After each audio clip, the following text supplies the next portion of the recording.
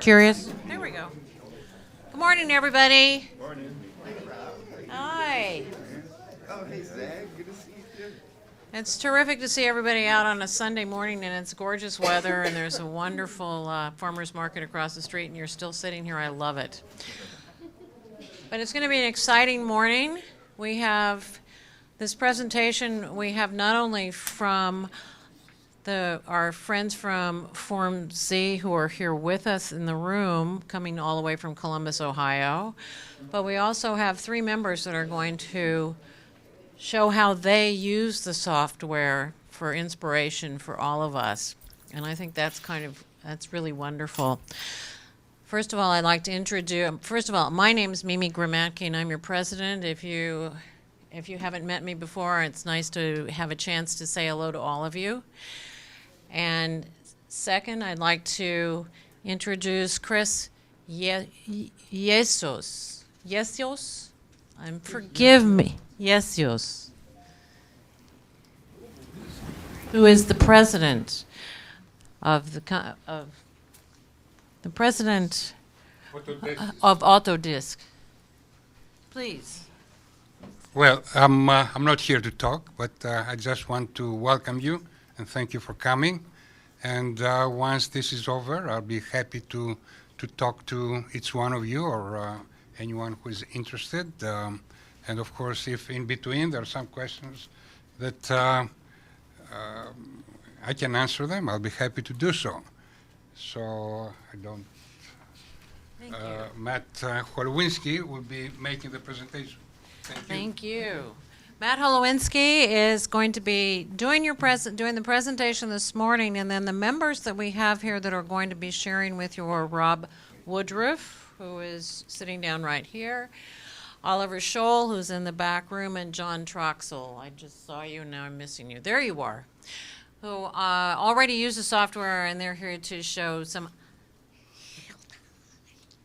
Anyway, but that I haven't seen Hilda in a few weeks, who are going to show us some work of their own that they've actually used this software for. So without any more nonsense up here at the microphone, and please do, if you have questions, speak up. We're going to be streaming this morning, so we'd like to, Chris, do we need to have a microphone for people who are asking questions? Yes? The one right in front of you. Good. Then some will stand by and pass it when questions occur. Thank you. Let me introduce Matt Holowinski. I left the one syllable out. There we go. There we go. Pleasure. Thank you. Thank you.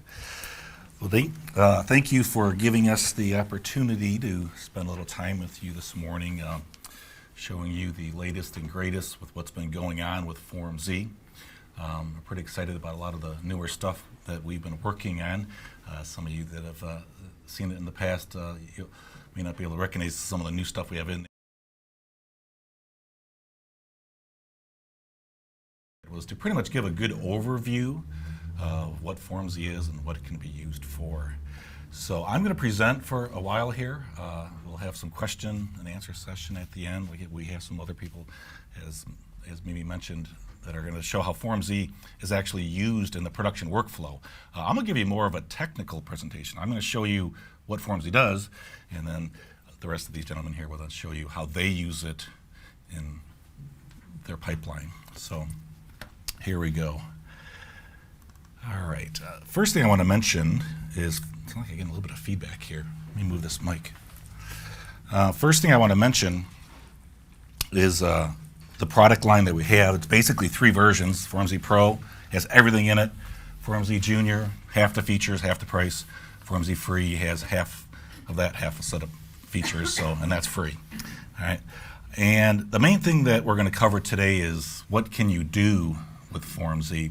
And there's a lot of different areas. There's 3D modeling, rendering, 2D layout work, animation.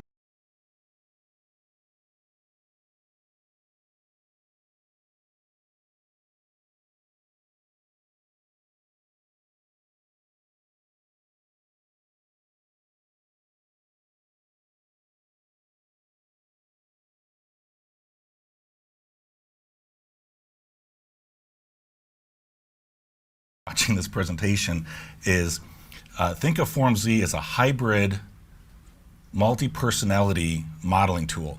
So it has a polygon mesh type of modeling, be like SketchUp or something like that. It has NURBS modeling, so it'd be similar to Rhino. It has surface subdivision modeling that you see in a lot of programs like Maya and 3D Studio. It has smooth ACES-based modeling, which is more for like the product design stuff, complex roundings and things like that, smooth aesthetic surfaces, in addition to the NURBS. And then we also have some parametric-driven geometry. And so we're sort of a mixture of all these different, best of the different 3D modeling technologies out there sort of combined together. You have them all in one environment, and you can work on those different types of geometry. To show you here, all right? The best way that I think to show how FormZ works is to do some sample objects and let you see for yourself how the workflow is within FormZ. We'll start off some simple stuff and get into more some complex stuff, okay? How about just a simple chair? We can start with a box. Using the reshaping tools, sort of like the SketchUp style tools, you can quickly sculpt a three-dimensional cage, use the subdivision tools to smooth everything out, and then we can very easily go to the 3D printing process because of the internal integrity of the true solids modeler that FormZ is. So let's just walk through that process. We start off with just a box, right? Here's all the reshaping tools. We can go in and offset some segments here. Let's drag this.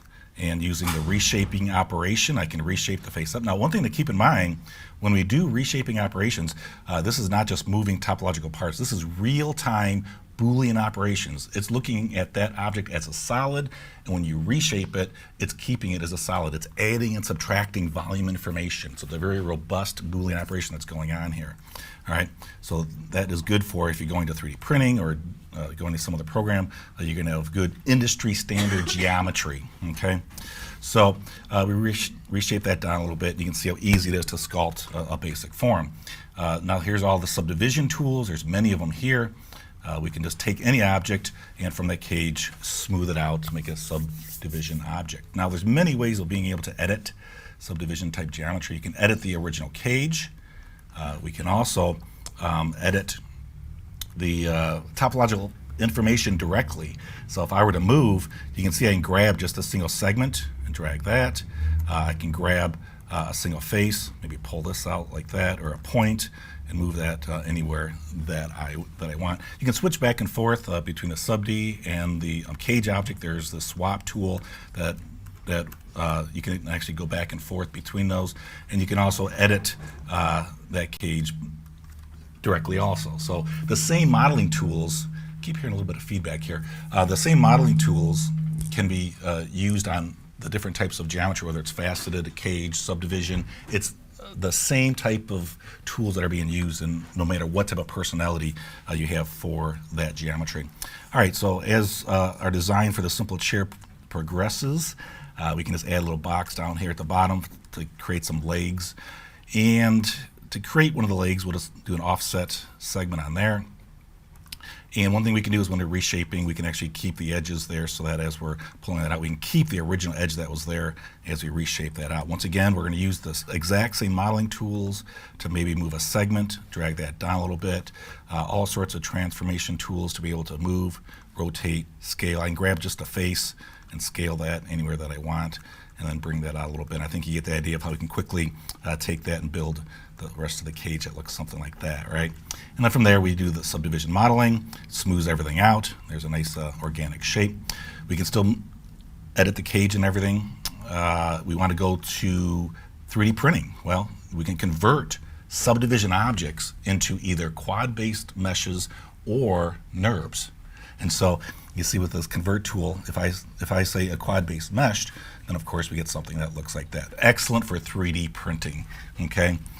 So nice clean aesthetic mesh, industry standard quad mesh. There's no n-gons here at all, period. Okay. If you want to convert that to NURBS, I can click on that object. Now it takes that geometry and makes it a network of NURBS surfaces. And now we can actually, I'll show you some examples in just a bit here. It's almost like T-splines or things like that. You know, it's a very complicated shape and it's a whole bunch of NURBS surfaces. And we can extract those out, play with the NURBS tools, and stitch it back together. And we always have a good, solid object there. Okay, so anyways, that's a brief introduction for that type of project. So let's try some other things to explore some of the other ways that we can articulate 3D form. Form Z, we'll create a nice little coral polyp. We'll start off with just a simple sphere. And so what we'll do with that is go back into Form Z here. And let me open up a little sample file that we can use for that. Let's see here. I got all sorts of little sample files I can show today here. Let's see. Here we go.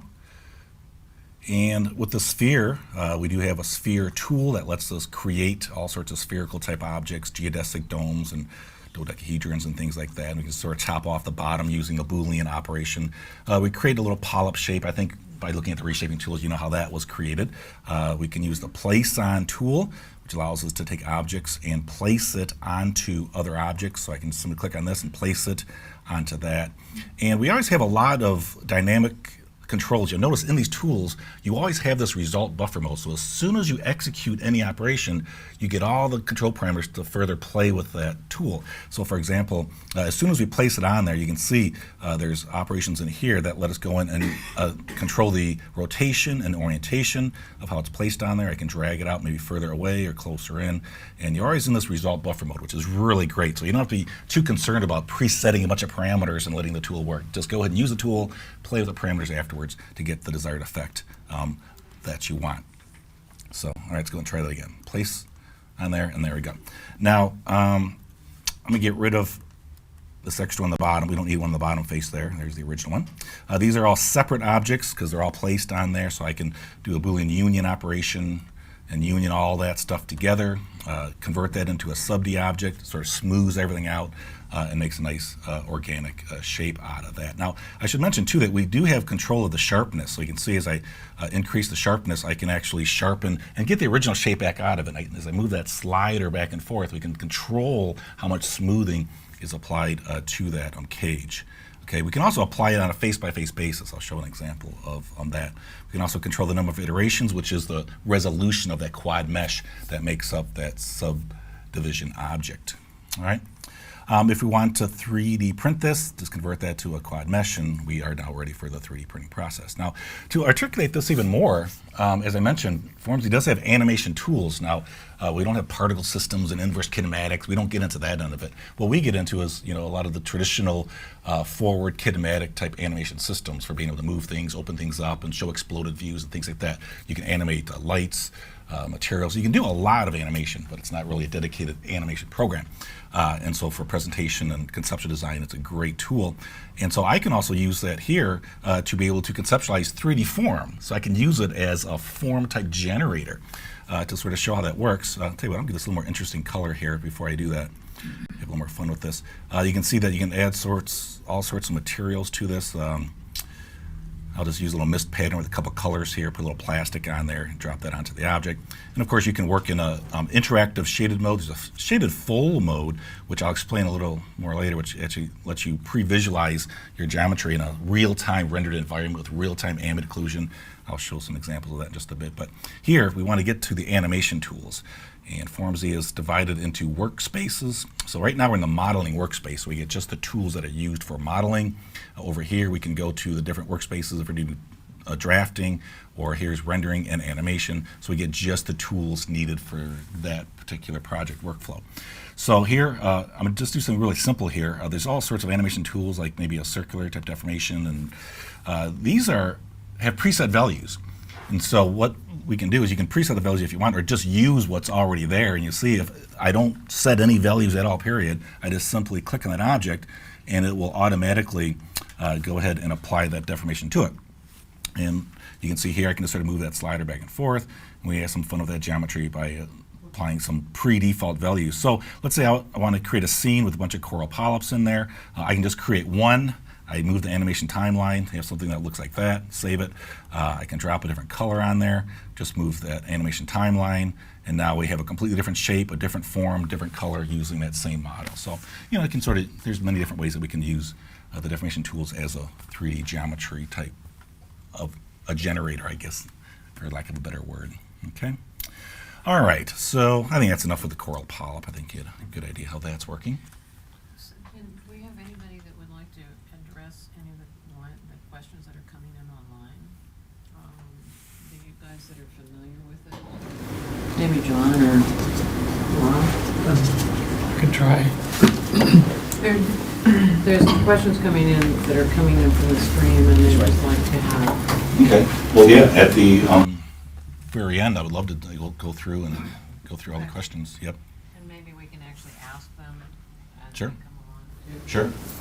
Okay. All right. Let's look at some other ways of being able to work with geometry in Form Z. And this is going to get a little deeper into the hybrid modeling aspect of Form Z, which we can start with a polygon mesh, convert it to subdivision, we convert it to NURBS, and this will give us sort of another production type workflow, how we can go through those different personalities. So we start off with a smooth object.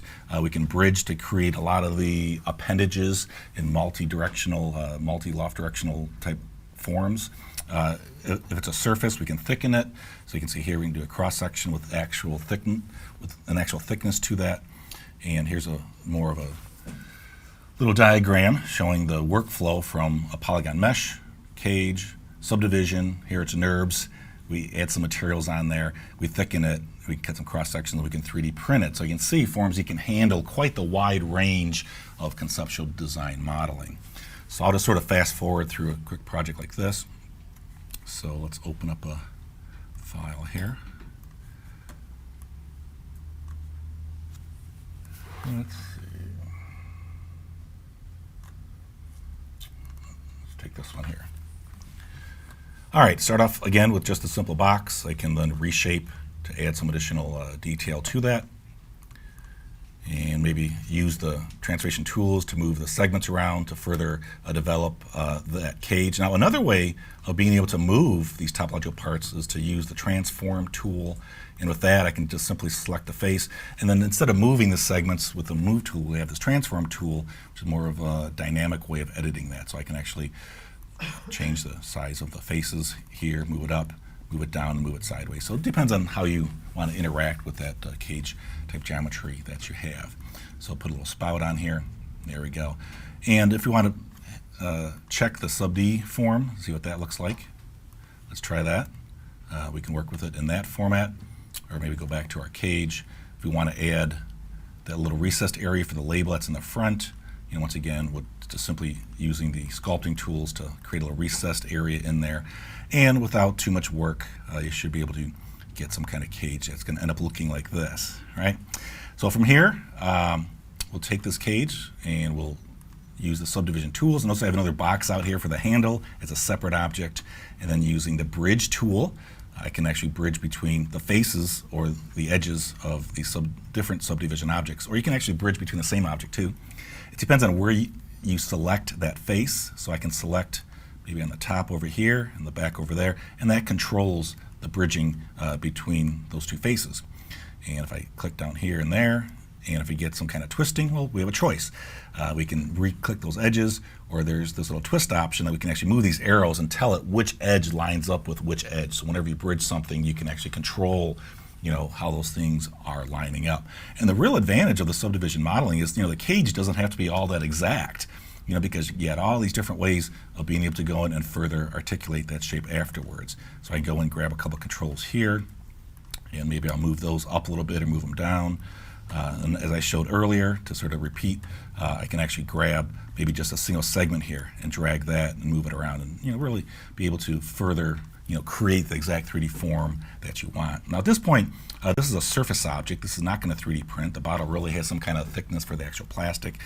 So we're going to convert this into a NURBS object. And so if I were to click on that, you can see that instead of a network of subdivision faces that's nice and smooth, it's actually a network of NURBS surfaces now. And if we want to give that some kind of thickness, because if I look at the clipping planes here, actually not the clipping planes, here it is right there. I can turn that on. You can create as many planes as you want. It's a paper thin surface, and to give that some thickness, I can go in and use a thickening tool to shell that out to any thickness that I want. Now, I'm not too concerned about the size. Actually, I drew this pretty big. So if I were to click on that, because if I'm trying to conceptualize something, you can use numbers if you want, make it completely accurate, or you can just sort of conceptualize 3D form, build something. And we have tools that let you scale by absolute values. You can type in numbers and say, I want this bottle to be 6 inches by 4 inches. You can always type in numbers later. So not to disturb your creativity workflow, you can actually go in there and just sort of free-form geometry without typing in a single number, and then you can always type in that numeric information later. All right, so we're thickening this. Can I ask you a quick? Yes. When you change from a solid object to a smooth object with that tool, does it always turn it into a surface object as opposed to a solid object? And is the only way back through NURBS, or can you return it into a solid object once it's been smooth?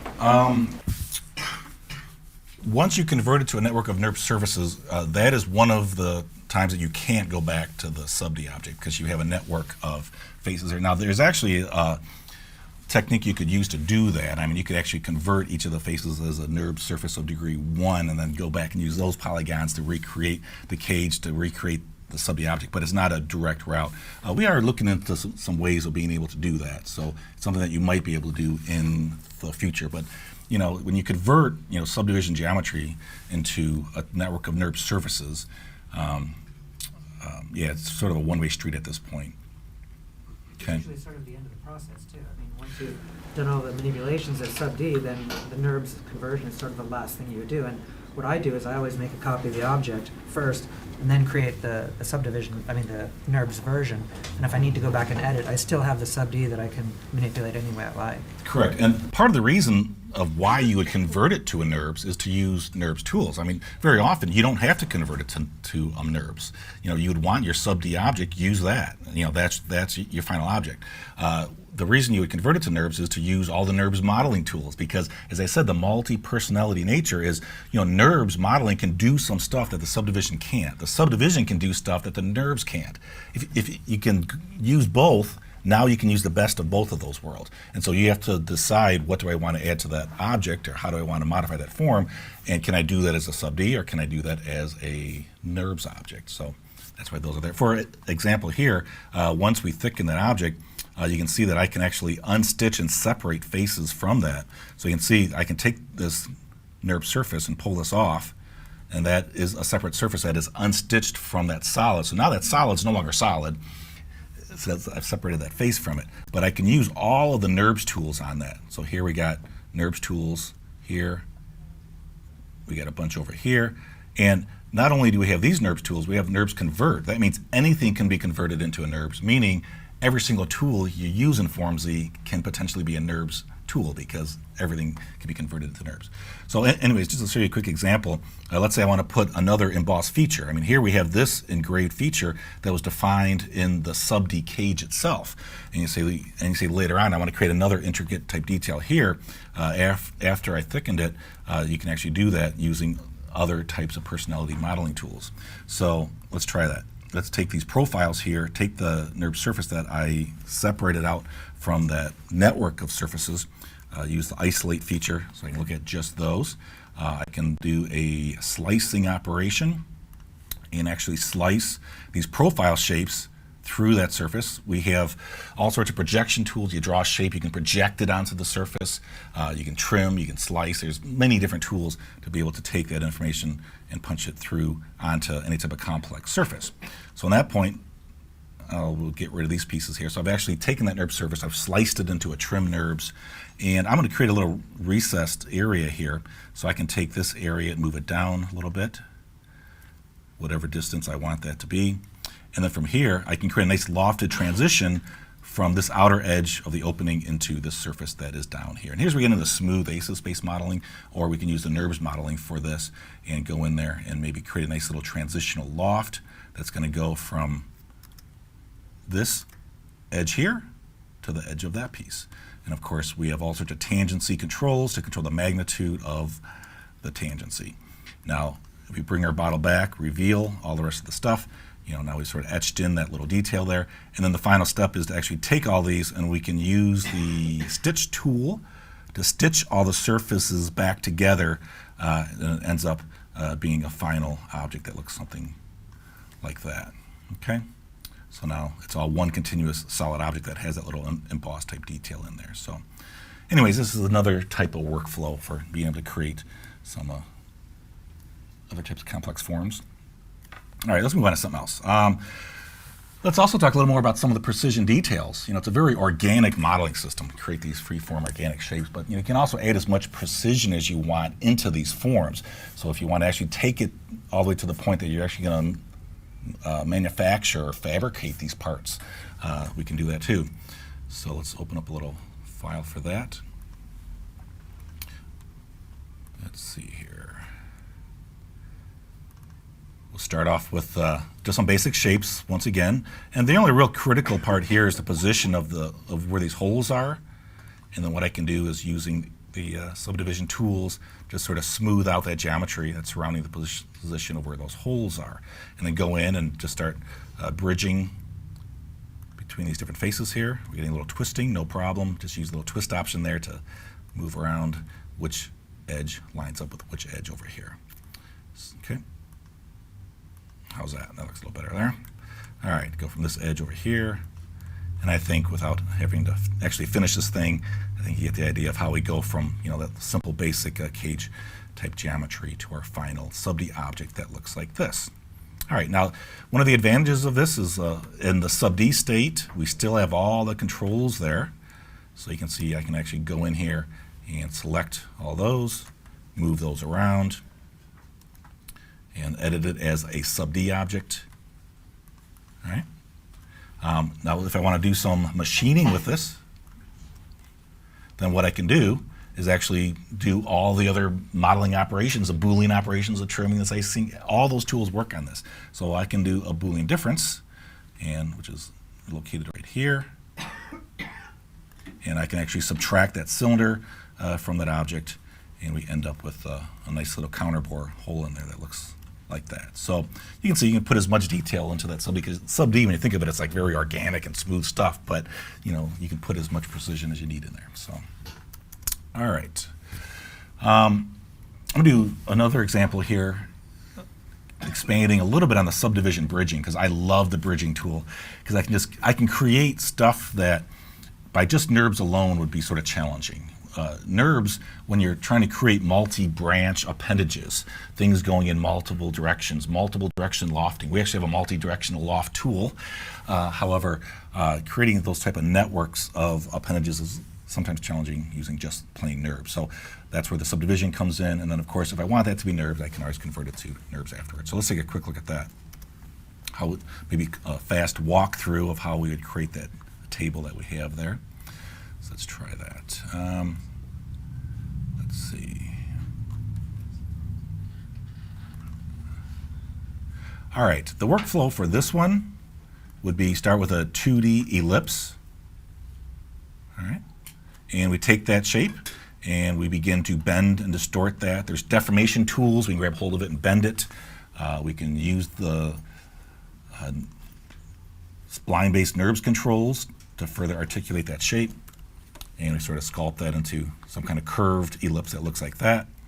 And then from there, we can take that shape and we can sweep a profile along that wire. So can create a square, have it sweep along there. And we do have control, interactive control, as I said, the result buffer mode. That means you always get these nice little fun, playful parameters to adjust that object. So I can go in and control the orientation of how that lines up with the path. All right, and rotate it and do anything I want with that sweeping operation. Now once I have that done, I can do the exact same steps again to create a second one, except this one's dipping down a little further. So now I have two of these. All right, I can take both of those and mirror and copy those along the front view. So now I have four of them there. And then I take all those and I Boolean union those together to make it as one single solid object. And when I union those together, I can apply the subdivision tool, which will then smooth all those out. And then I have to create the rest of those bridge type patterns, then we just simply go back to our bridge tool that we looked at previously and go ahead and start the bridging between those faces. And that's how we end up with our final table that would look something like this. So there we go, just a fast forward through the actual workflow. Okay, sort of fun. All right. Let's look at some other things. One of the other neat things that I like about Formsy when I'm creating something is the ability to actually work on the object directly. So the drawing tools and the reshaping tools, it's automatically letting you work on the geometry. Sometimes you got to build something here, then move it into place. Well, why not just draw it right where you're actually working at? And so Formsy lets you actually do that. So just do a quick example here. Maybe we'll create that little, create this little gun laser launcher system over here in the arm of the robot here. So we'll go in and let's start with a blank file here. All right, and I'm going to start off by creating some kind of conceptual model for that. So I'll use the drawing tools and just draw a basic shape. Maybe it goes up like this. And we get these guides to help you make sure that things are lined up the way you actually want. See those guides popping up there? And there we have the basic form. And as I want to start changing and sculpting that shape, we looked at the reshaping tools. We've already used those, right? We can actually offset a couple edges over here, reshape that up a little bit, use the offset outline to maybe reshape that in a little bit, maybe offset this a little bit to create a little recessed area back in here, reshape that down. And not only can we sculpt using reshaping tools, we can also sculpt using the actual drawing tools themselves. So you can see if I choose any of the drawing tools, there is this insert option, which lets me draw directly onto the surfaces of that object. So I can add some detail here. I can push it in to subtract volume, or I can pull it out to actually add volume to that object. Now sometimes you don't want to insert it in there. Like if I want to make the little laser launch tubes here, I'll just turn that insert option off so that now when I'm drawing on the face of that object, it's not actually fusing it into the object. Of course, I can always do a Boolean operation later to join that in later, but let's do a little offset outline in there, reshape that in a little bit, and then make a few copies of these. Put maybe 3 more in there. There we go. Okay, and there we go. So there's just a quick way of showing you how the interface is set up in such a way that you can actually draw right on that object. So I think give you some idea how fast you could actually model something like that. Okay. All right, NURBS modeling. I could spend an hour just on NURBS, but I'll just show you a couple things really fast because there's so much other stuff I want to cover, and I don't want to take your whole day here. So let's just look at a couple things that we can do with NURBS, just sort of give you a feel for how the interface works.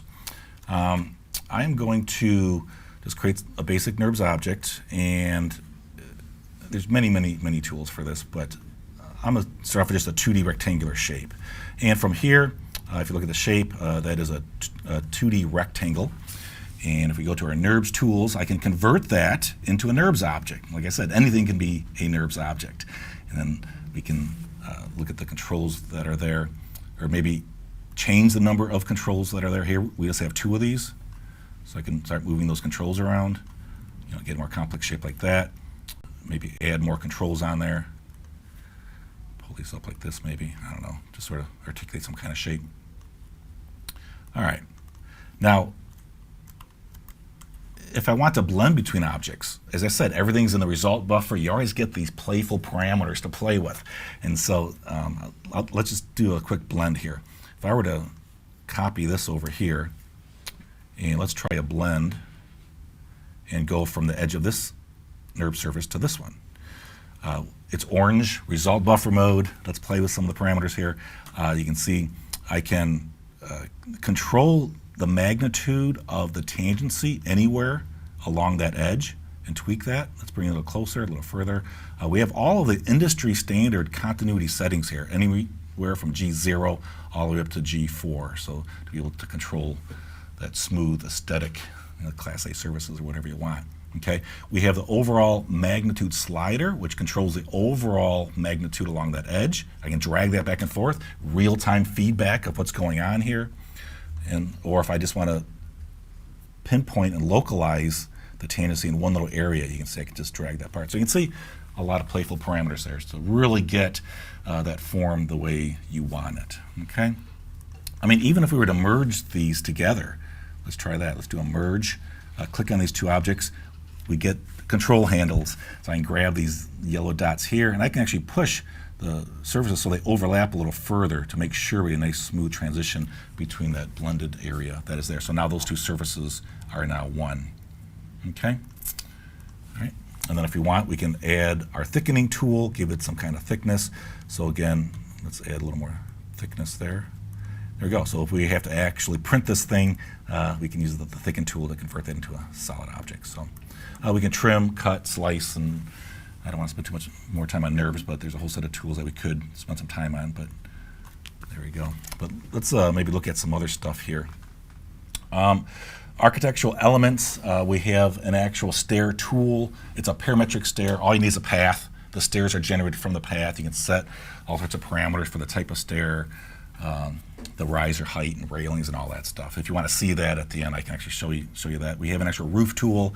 All you need is a boundary shape. Whatever the boundary shape is, you click on that face, it'll generate an actual roof based on the parameters that you set for the slope and things like that.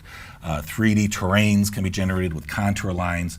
You can import contour lines if you have actual data, or you can just draw a bunch of lines and have those as contour lines, move those around. You can generate 3D landforms from those. So if you want to see that at the end, I can actually add that to some of the stuff I'm showing here.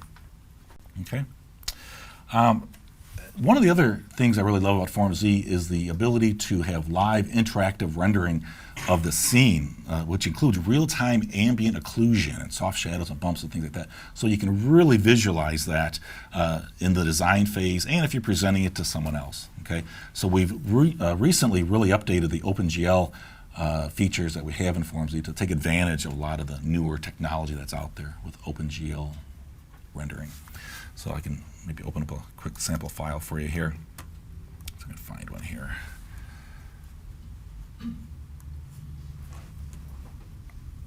Let's see, how about, let's open up this one. Okay, so here's one. This is a live modeling mode. I'm turned on the shaded full and turned on everything. So if we go in and look at the options that are here, you can see that we have bump mapping. We can turn on or off. The shadows are not just on or off. The shadows are how dark do you actually want those shadows.